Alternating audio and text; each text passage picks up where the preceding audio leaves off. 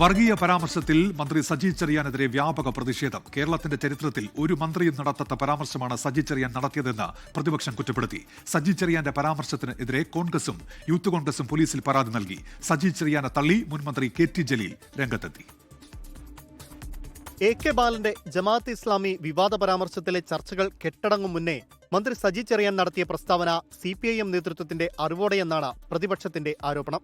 വർഗീയത ആളിക്കത്തിക്കാൻ കാത്തിരിക്കുന്നവരുടെ കയ്യിലേക്ക് തീപ്പന്തമെറിഞ്ഞു കൊടുക്കുന്നെന്നാണ് വിമർശനം.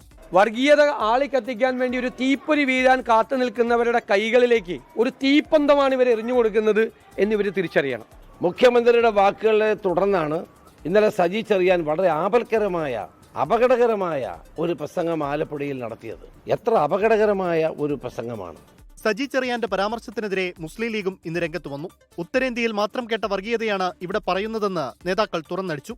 4 വോട്ടുകൾക്ക് വേണ്ടി വർഗീയ ധ്രുവീകരണം ഉണ്ടാക്കുക എന്നുള്ളത് ലീഗിന്റെ ലക്ഷ്യമല്ല. ഇത്ര വലിയ വർഗീയത ഇതിനു മുമ്പ് അവർ പറഞ്ഞിട്ടില്ല. ഇപ്പോ ആ ആത്മവിശ്വാസം അങ്ങോട്ട് ഇല്ലാതായി ഒരു സ്റ്റേജിലെത്തി. അതുകൊണ്ടാണ് ഈ മലപ്പുറം പ്രസ്താവനയൊക്കെ. സജി ചെറിയാന്റെ വിവാദ പരാമർശം തള്ളി മുൻമന്ത്രി കെ.ടി. ജലീൽ രംഗത്തെത്തി. ലീഗ് മത്സരിക്കുന്നിടത്ത് മുസ്ലിം സ്ഥാനാർത്ഥികൾ ജയിക്കുന്നു എന്നുള്ളത് അദ്ദേഹം പറഞ്ഞതുപോലുള്ള ഒരു വ്യാഖ്യാനം അല്ല എന്നാണ് എൻ്റെ അഭിപ്രായം. അതിനെ വലിയൊരു നിലക്ക് കാണേണ്ട യാതൊരു കാര്യമില്ല എന്നാണ് എനിക്ക് തോന്നുന്നത്. സജി ചെറിയാന്റെ പ്രസ്താവന RSS വോട്ട് നേടാനുള്ള ചെങ്ങന്നൂർ ഡീലോ സംസ്ഥാനതല ഡീലോ എന്നാണ് യൂത്ത് കോൺഗ്രസിന്റെ ചോദ്യം. പരാമർശത്തിനെതിരെ കോൺഗ്രസ് വക്താവ് VR അനൂപ് ചെങ്ങന്നൂർ പോലീസിൽ പരാതി നൽകി. News desk 24. ലോകത്തെവിടെയായാലും ഏത് സമയത്തും 24 വാർത്തകളും ഓഗ്മെന്റഡ് റിയാലിറ്റി പാക്കേജുകളും എക്സ്പ്ലെയിനറുകളും വിശദമായി കാണാൻ ഞങ്ങളുടെ യൂട്യൂബ് ചാനൽ നിങ്ങൾക്ക് സബ്സ്ക്രൈബ് ചെയ്യാം.